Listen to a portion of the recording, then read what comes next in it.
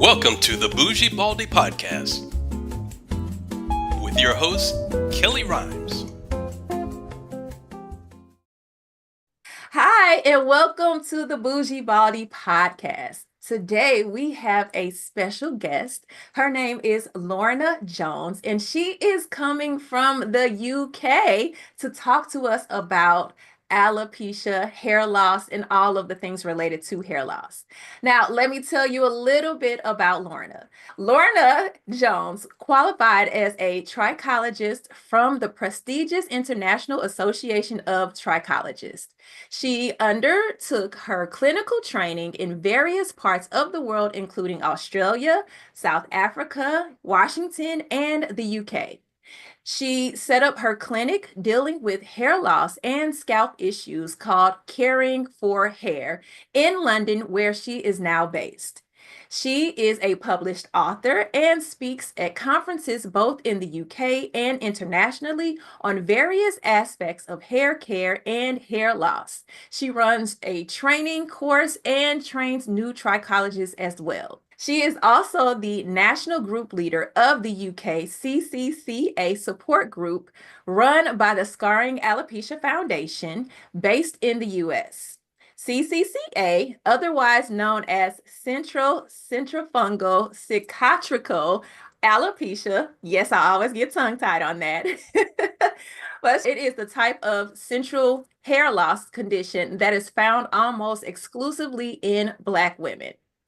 Recognizing some of the unique experiences that individuals with Afro-textured hair may face regarding cancer-related hair loss, she founded C and Hair. It is a service dedicated to providing support and guidance for individuals with Afro-textured hair faced with hair loss due to cancer treatment. Welcome, Lorna. Thank you so much for that very kind introduction. Yes, you're welcome. And I am happy that you decided to come on to the podcast to talk about what you do because many people don't know what a trichologist is. Most people know about a dermatologist, but they may not quite know a trichologist. And you are a person that can also assist them. So let's go ahead and start by just talking about what a trichologist is. So, can you explain what trichology is and your role as a trichologist in addressing hair loss, particularly in women? Great. Yes. So a trichologist is a hair loss and scalp specialist. So we focus entirely on those two things. We're not medics. So we quite often work alongside or we refer cases to dermatologists Mhm. when we need to. There'll be certain types of hair loss. There's many different types of hair loss, first of all. So we see consultations, we see men and women, mostly women come through the door, but men, have experienced hair loss as well. And, quite often, quite how they always deal with it or navigate it will be different to women, but Okay. nonetheless they do suffer, in the same way. And the Mhm. way women are better, well, when I say better equipped to deal with it, they have better options to deal with it. That's probably the word, not equipped. They have better options than men, i.e., they can camouflage hair loss, which is a very important management tool to manage hair loss in terms of scarves, head ties, wigs, wraps, and men obviously don't have access to many of that. Although they're having men wigs now, some quite interesting sort of men's pieces that they can wear. So Okay. that's what we do as a trichologist. We have consultations, we diagnose what we believe is you can see that's happening on the scalp and the hair, and we will treat it in the clinic in terms of holistic treatment. So we won't be able to prescribe medication, but there's quite often over-the-counter treatment that we can do. All right. So tell me, what are some of the main causes of hair loss that you typically encounter?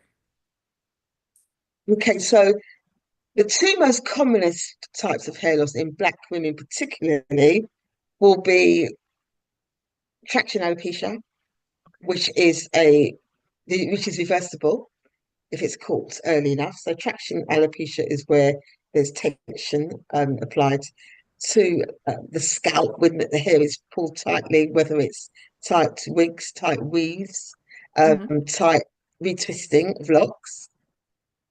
And if it's caught early enough, then that can be reversible Okay. if the tension is released and with topical treatments stimulate the hair follicles underneath to start reproducing the hair.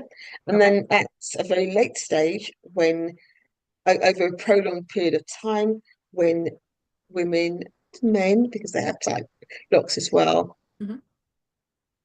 it gets to a stage where it's accessible, that's the word, and it becomes scarring. So we have a non-scarring, which is a reversible position, turn Okay. into reversible at first, and it can turn into something quite permanent later on over a period of time. And there's Okay. not a huge deal you can do with that, apart from Yeah. hair transplants, which work very well, actually, with the pulling, especially at the front and the sides, the edges. Okay. Okay. So I know with scarring alopecia, because I mean, of course, that's the kind of form of alopecia I have, the CCCA. I mean, I was never told it could be reversed. I mean, I'm glad you said that. So if you catch it early enough, there's potential to have some hair regrowth. Do you know maybe how soon you would need to catch it? Like, are there like a certain, like within a certain year, like the first year you should catch it, or are we able to gauge how soon we can catch it before we can stop it from being more permanent? Yeah. And that's a tricky one because it depends on the symptoms.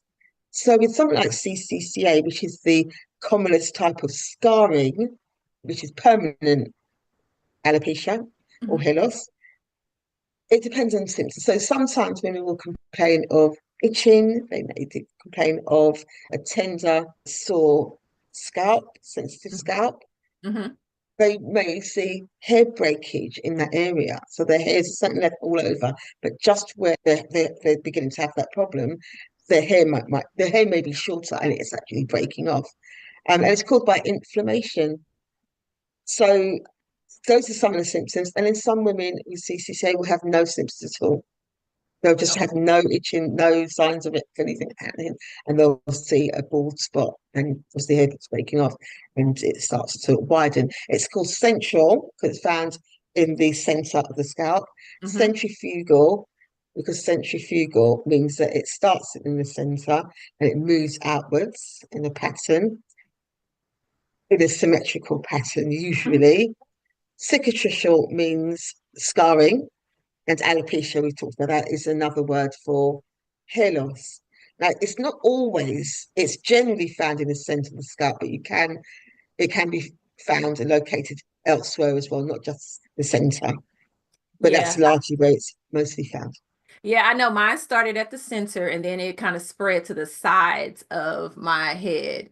But yeah, it kind of just went outwardly, you know? And I know even to this day, if I let my hair grow out a little bit, like to a certain length, like if it just and that length isn't that long. So it's not even 1 inch, but it'll hurt. Like my scalp will hurt because my hair is growing out. So I guess it just becomes inflamed again. I don't know. So I just keep my hair cut. I just like, nope. Just as long as I keep it cut every day, I'm fine. Wow. But it's a beautiful style, and that's what's the great thing about it. There's so many different styles, and women are more confident now. Well, some people have always had low cut styles, and sometimes people completely take off all the hair. It depends, isn't it, how you feel. But going back to your original question, when do you know? At what point does it become scarring? So with inflammation, it's really important to catch it as early as possible, certainly if you have the symptoms, so that any medication that you get, it can start to work on the hair follicle. Now, the hair follicle is beneath the scalp. Hmm. It's an Hmm. inflammatory progressive illness. So Okay. if the medication can stop the inflammation before it destroys the hair follicle, then there's a good chance that it can continue to grow. And that's what it is. It's about controlling the inflammation, stopping it in its tracks. Okay. So those that have already been destroyed sadly won't produce any more hair. But those follicles that are still functioning and still can produce hair will Mhm. continue to do so, which is why at first, years ago, I said, oh yes, it's irreversible, it's scarring, there's nothing you can do about it. But if you catch it early enough, what is early enough? As early as you can feel or see something happening. If you don't feel anything, if you can see something happening, Mhm. get along to a trichologist who will be able to at least identify that. And in England, we have our treatment pathway is slightly different in that we can refer to the GP, who will then refer to the dermatologist through the National Health Service, NHS, and it's entirely free. Or we Okay. can refer directly to a derm, which is a private derm. And I Okay. do both because sometimes people don't want to wait because it's a free service. The timing may be too long for people to wait, and they just sometimes just want Okay. to get it resolved. And quite often people don't know or don't realise that derms do nails, skin, and hair. Mhm. Don't always know. They think a Okay. derm is just the skin, so they don't know where they go straight away to get a derm's appointment. And we're nearer to the um, I work a lot. I work a lot with hairdressers and barbers, and so they'll know about trichologists to begin with, but there are more of us, more people are studying and doing it. So the words are getting out. So we just all of us, whatever position we're in, whether we're a stylist, whether we're a hair coach, whether we're a braider, loctician, as long as they Mhm. can recognise hair loss, then refer on. It's really essential. So I do quite a bit of work with them where I can.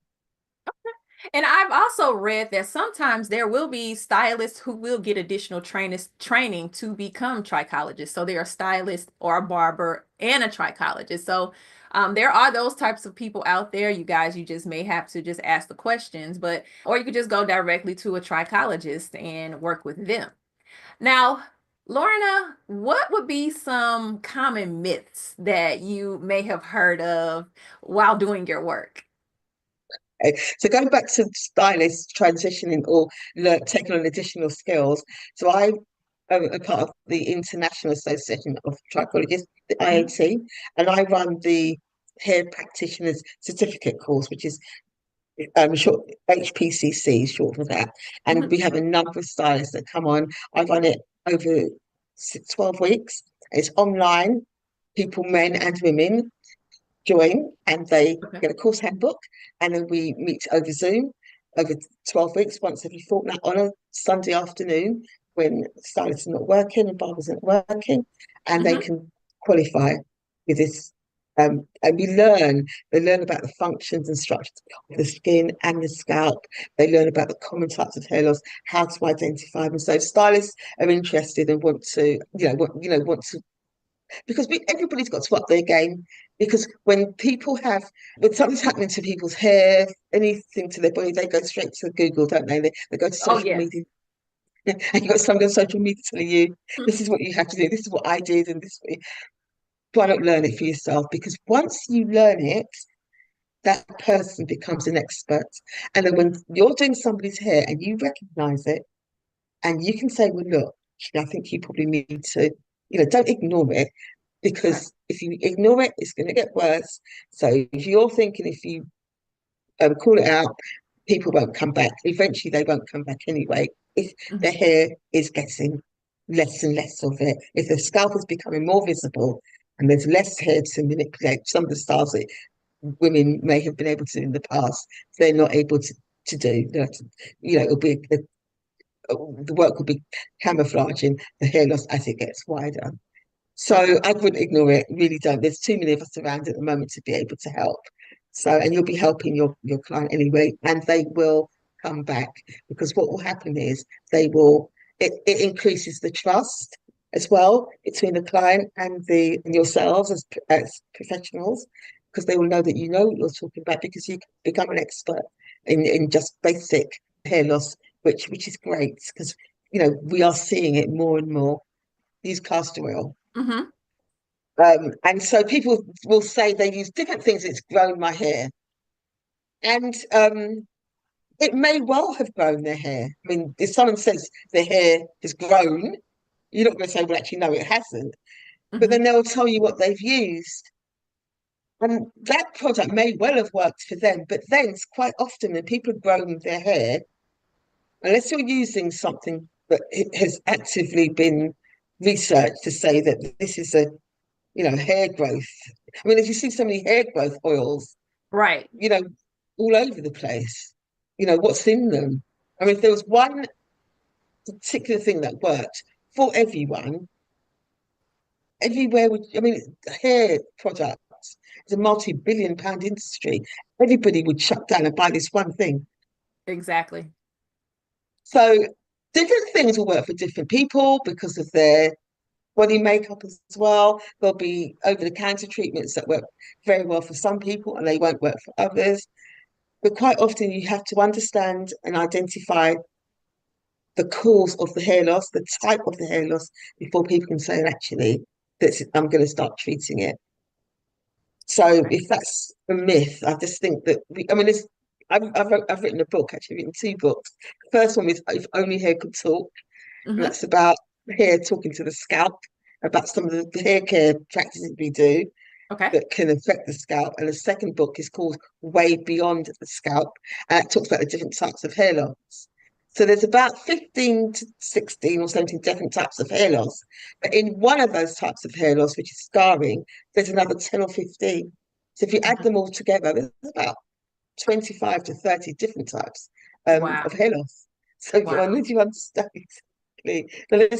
exactly what that type of hair loss is, you Hmm. can't then say, "Oh, yes, I've started growing my hair." What have you used to grow your hair? Quite often, you do have to go and see a specialist. If you've lost your hair and it's come back, or you've grown this really, really long hair, people use, what is it? They say, they go and buy all these different snake oils and different Oh, things, and you just wonder yeah. what's in them.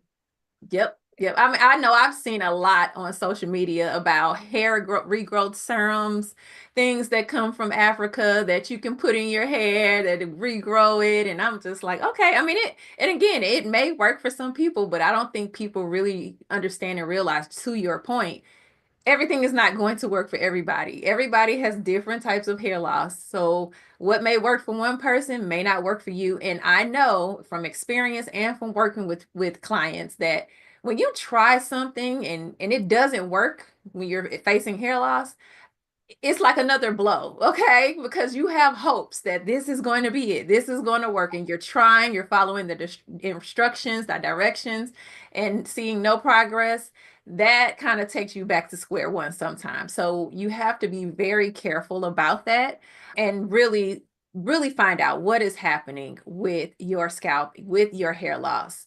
Now, Lorna, as a trichologist, what are the steps that you take whenever someone comes into your office or your company to say, "Hey, I have hair loss"? So if I walk in and you look at me, what are the steps you take to walk through that person through a diagnosis or what may be happening with them? Yeah, definitely. So a consultation is really important. So some of the questions that we will ask about people's general health. That's always an indicator. If people have had their bloods taken recently, because Hmm. if their blood, the bloods will have a look at obviously your, the basic tests, your blood sugar levels, your iron, your thyroid function, all of these things that we know that can affect the hair growth Hmm. cycle. Any medical history, we take that. Okay. Okay. Depending on the type of hair loss, you might ask about anything. For example, you've got some type of hair loss which is excess shedding. We call it telogen effluvium. And that's the type of shedding where people are saying lots of hair is coming out. They're combing or brushing their hair or they're washing their hair and losing lots of hair. So Hmm. that's where the hair growth cycle gets disrupted. Okay. And quite often, but not all the time. Sometimes that might be linked to a period 3 months before. It could be a really stressful period. It could have been an operation. It could have been any stressful period in their life. Quite Hmm. often, if they think back, they think, oh yes, this happened 3 months ago, and then you see the effects of the hair loss. That's only Mhm. one type of hair loss. So you do take up an overall picture of their life. You ask them also about stress levels. How do you manage stress? Some Okay. people are better at managing stress than others. Sleeping, do people get in? All the things that we know that can affect your general health and your bodily functions, that can affect your hair because it affects Mhm. if you're stressed and all of those things, which is just one part of it. Not everybody has stress that affects their hair loss, but there's all different types. And of course, you ask about the symptoms, you ask about how long they've been experiencing it, you find out what they've taken in the past, what they have done. It Okay. might be styling techniques. You ask about how they, look after their hair, all different things, Okay. depending on what their complaint is. Okay. Now, you mentioned earlier that trichologists use a holistic approach.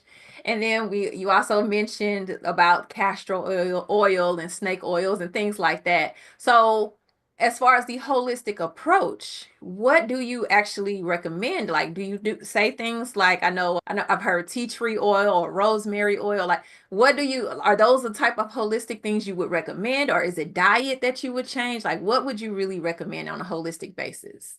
And diet, which I didn't mention before, is obviously a big one because Hmm. nutrition affects our hair, and our bodies, Hmm. because our hair is linked to our so our blood vessels feed our hair. So you grow your hair from inside your body.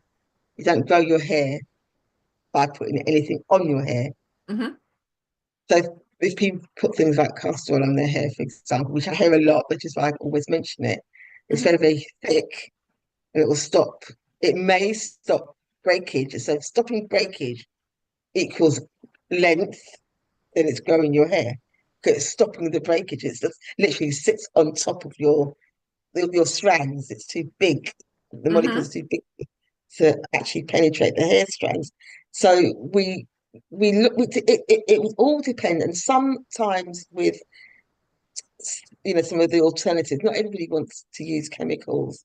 I work a Right. lot with women with cancer as well. We've got another part of the business where we look at cancer-related afro hair loss. So there will Hmm. be some alternatives to some of the over the treatment counters, but even with some of the essential oils, they may be allergic reactions. So we always work in conjunction with the GP to make sure that they are.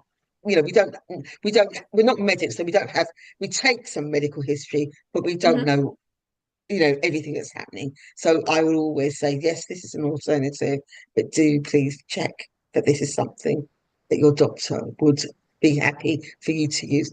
Obviously, they have their whole medical details. So Okay. it's a very difficult. It's not a blanket approach. It would all depend on the information that they would give, that we would find out during the process of the consultation. All right. So, Lorna, tell us, what do you have anything coming up? Anything you want to share? Anything about your company that you want to tell people about so they can kind of reach out and contact you? Yes, definitely. So we have, if anyone's based in the UK or is coming over to the UK in April, we're having a conference. It's called SINHE 2025 conference, and it's about cancer-related Afro hair loss, but we'll be also talking about different things. So we'll have like a barbershop production where men will be talking about whatever they talk about in the barber shop. That's going to be really interesting. We have a live cooking show, so we'll talk about healthy eating and healthy options, Hmm. and we'll have a variety of talks around about cancer, skin, and hair, how it affects us. Okay. All right. So, tell everybody how they can get more information about that event. Okay, so I'll send the link. I'm on LinkedIn and also on Instagram. I've also I'm always training. So the next training course for the hairdressers, coaches, barbers starts in April. So it's every 3 months, and we're halfway through this one, which starts in January.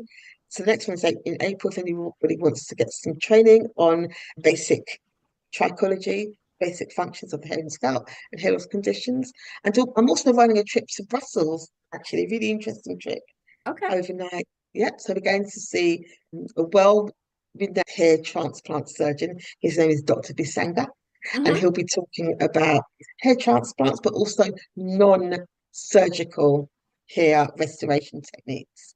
And we'll have live demos with clients coming in. It's a fantastic course, and that's run in Brussels, and it's going to be held in May. So if anybody wants to get in touch and come over to Brussels for the day, go behind the scenes of a very busy hair transplant clinic and learn more about textured hair and some of the treatments that you can expect to help recover hair from a trichologist, from a dermatologist, and of course from a hair transplant surgeon, which is the ultimate if the hair can't be recovered any other way. Hair transplants work very well for alopecia and also for some CCCA cases where there's been no active inflammation for at least a couple of years. Okay. Okay. All right. And I'll make sure I put all of those links to the events in the description of this episode. Now, to wrap up, Lorna, do you have any final words that you would like to say to anyone out there who is experiencing hair loss? Yes, definitely. I would say if anyone is experiencing hair loss, worried about it in any way, do please at least go and ask about it and see someone, try and understand what's happening. There may be things that you personally can do which can make a difference, or there may be intervention by a trichologist or dermatologist or a GP if you're in England or general practitioner, so that can help to at least find out the cause. Quite often people want to know the cause of their hair loss, and then you get a range of options. But at least you have those options, and you can decide whether you want to take them forward. But if you don't know what's causing it, then of course it may be continue to be progressive. So it's better earlier than later. Okay. All right. Well, thank you so much, Lorna, for coming on today and talking about trichology and being a trichologist and the things you do. We appreciate everything you do for us. So thank you once again. Okay. Thanks so much. Thanks for inviting me. It's been a pleasure. All right. Well, I hope you enjoyed that episode with Lorna Jones. We want a global perspective. She's in the UK. She's doing her thing, helping people with hair loss. So I hope you got some value out of this episode. Now, if you like this shirt that you see me wearing today, this one says, "Getting ready was a breeze." So if you are a woman with hair loss that would love this shirt, or if you know a woman with hair loss that would love to have a shirt like this, I have this one as well as others that are positive affirmations to women with hair loss to know that you are still beautiful, you are still confident, and you can be exactly who you are. Okay. So if you want a shirt or any other type of apparel, click on the link in the description. It's my website, which is limitlessmindsetcoach.com. You can see the shop there as well as other information if you need some support around your hair loss. Now, one other thing I want to say is that I am also a support leader for the Scarring Alopecia Foundation. They have a CCCA group here in the United States. We meet monthly. So if you are interested in getting some support and joining those support groups, so check out that information. I will also put the link to the Scarring Alopecia Foundation in the description for you to register, because you do have to register in order for you to receive the information to join the call for the support group. And then the last thing I want to say is that Lorna and I will be presenting together in April for the Scarring Alopecia Foundation's conference. Yes, it will be in Nashville, Tennessee in April. So again, when you click to go check out the Scarring Alopecia Foundation support groups, you can also find that information about the conference as well. That link will be in the description. All right, so that's all I have for you guys today. From my heart to yours, I hope you have a good day. Bye. Thank you for watching the Bougie Baldie podcast. Don't forget to subscribe